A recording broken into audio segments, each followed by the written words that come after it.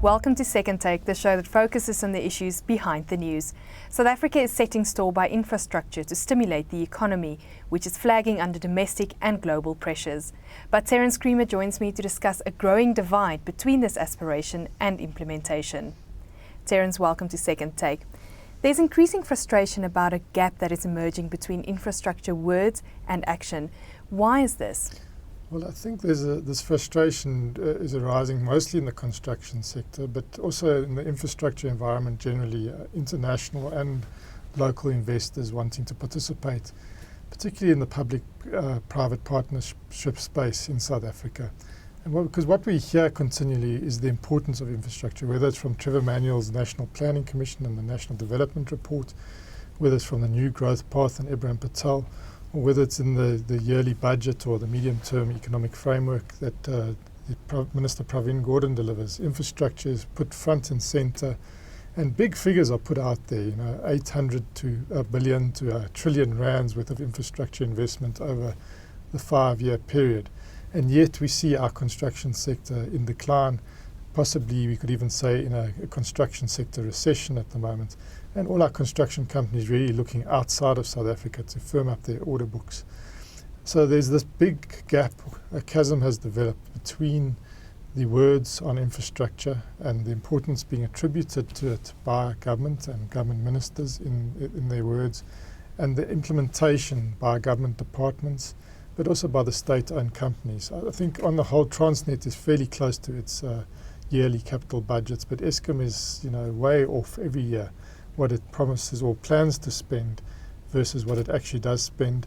And there have been reasons for that. We had the delay in the Kusile startup, and we had the Medupi issues around the boiler contract, which have delayed milestones and payments, etc. And there's been scope creep and all sorts of things that have happened at these contracts.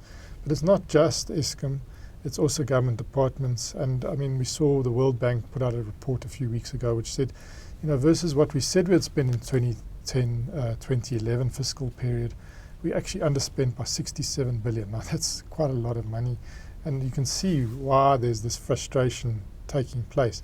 And that excludes, the public-private partnership aspect, which is really in a state of paralysis. We've had the cancellation of the prison contracts now, maybe for good reason, but it's still sending out mixed messages all the time about whether we are committed to public-private partnerships. We still haven't really seen a large-scale private participation in transport through the Transnet projects. We've been hearing about the branch lines for many years, been hearing about partnerships on a number of key commodity lines. We're yet to actually see those evolve.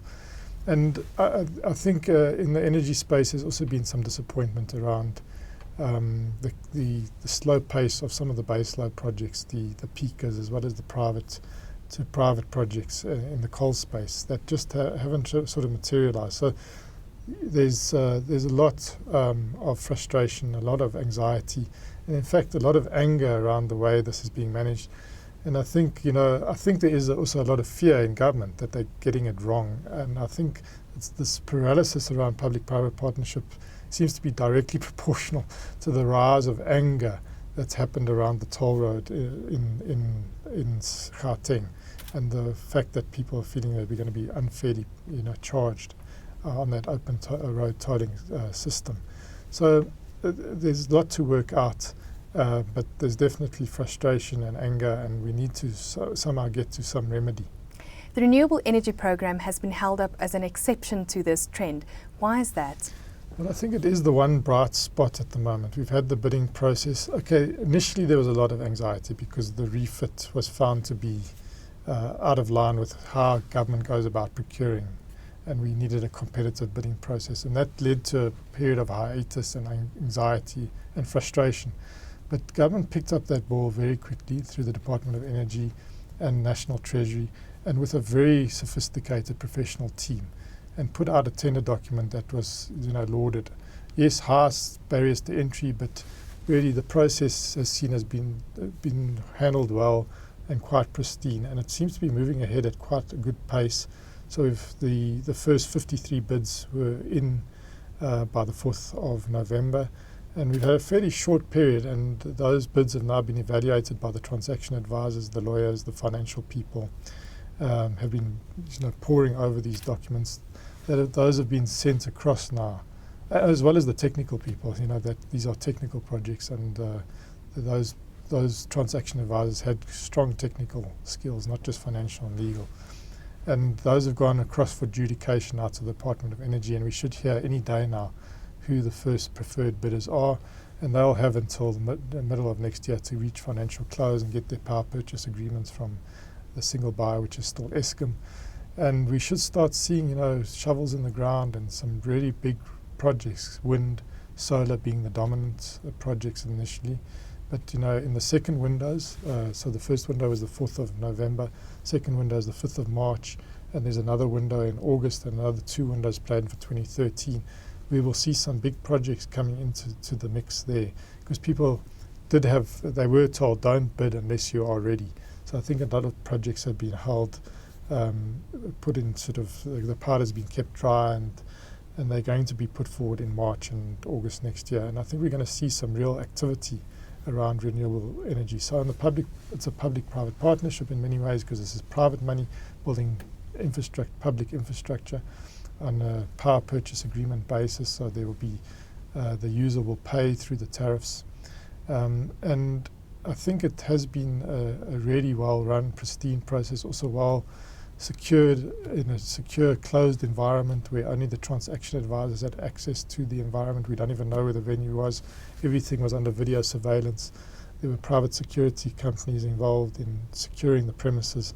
So we also think that it hasn't been contaminated by the corruption we've seen in some of the other players. We hope it hasn't been contaminated in any way. So I think that it has become a model, a benchmark, and it is the one bright PPP spot. What do you think needs to happen to help ease the current frustration in the infrastructure environment? Well, we've got this Presidential Commission on Infrastructure, and I think there is an awareness of the importance of infrastructure. We hear it all the time, as I said earlier, from all the different ministers that are key. And we need a place for heads to be knocked together, and for a place to really set the frameworks for the way government is going to procure these. If they can't do it off budget, procure it from the private sector, and the frameworks for getting a balanced outcome. I think in some cases the private sector had these are complex deals, had structured it in a way where it was quite favourable to the private developer rather than to the taxpayer, and the consumer, which will ultimately pay for this infrastructure if it's not coming off the fiscus. Well, the taxpayer pays for it if it comes off the fiscus. So we do have to have balanced outcomes. We do want to leverage quite a lot of this infrastructure program. We want to get manufacturing stimulated, for instance, around renewables, around our big power station builds that are not renewable, conventional, around all the other infrastructure that we're going to be building around ports and rail over the next few years. So we want to get the ducks in a row. And it might be a case of that less haste, more speed, and government is just laying the framework and laying the foundations for a very effective rollout, getting the maximum benefit for the consumer and the taxpayer, I hope. But it's not clear, because we're not getting a lot of communication from that commission, and we need that communication. We need some policy certainty. We need to know, are public-private partnerships part of the mix? What is the role of the private sector within this? And until we do that, I think there's going to be this retreat by the construction companies, by infrastructure investors generally, from South Africa and looking at other territories and jurisdictions because of the uncertainties that are being created. So we need a remedy, we need it fast, and we need it communicated clearly. Terence, thank you very much. That is the Second Take show for this week. Thank you for watching, and join us again next time for more news analysis.